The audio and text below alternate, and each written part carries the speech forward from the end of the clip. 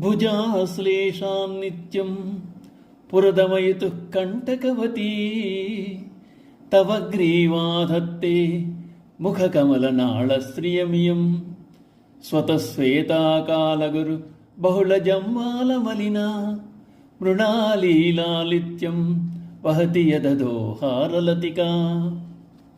అమ్మవారి ముఖం పద్మమోలే ఉంది. ఆమె కంఠం కమలం యొక్క నాళము తల్పిస్తోంది. పరమశివుని ఆలింగనము చేత కంఠమునందున్న లేత రోమాంచములు కమలనాళానికి కంటకముల వలె ఉన్నాయట. అమ్మ కంఠం క్రింద పూసుకున్న కాలగురు సుగంధ ద్రవ్యం నాళమును క్రిందనున్న బురద వలె ఒప్పుతోంది. ఆమె ధరించిన ముత్యాలహారములు తామరతోండ్లను తల్పిస్తున్నాయి. ప్రస్తుత శ్లోకంలో అమ్మవారి యొక్క కంఠాన్ని వర్ణిస్తున్నారు శంకరాచార్యుల వారు. అమ్మవారి ముఖం పద్మం అయితే కంఠం ఆ పద్మానికి అమరిన నాళం.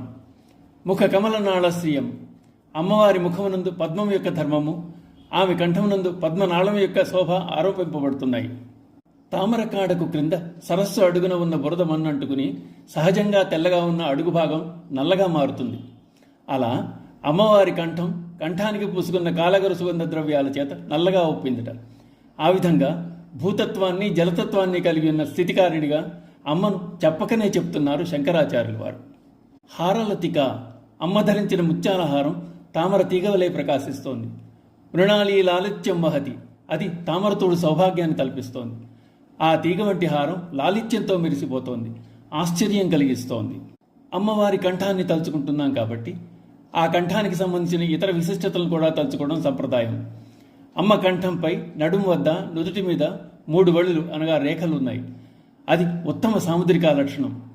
అమ్మవారికి ఉన్న ఆ 3 రేఖలను స్మరించుకోవాలి. అయితే అమ్మవారి కంఠాన్ని వసిన్యాది వాగ్దేవతలు కామేశబద్ధ మాంగళ్య సూత్ర శోభిత కంధర అని వర్ణించారు. ఆ కంఠం వద్ద పరమేశ్వరుడు కట్టిన మంగళసూత్రం ప్రకాశించే ఆమె సౌభాగ్యం.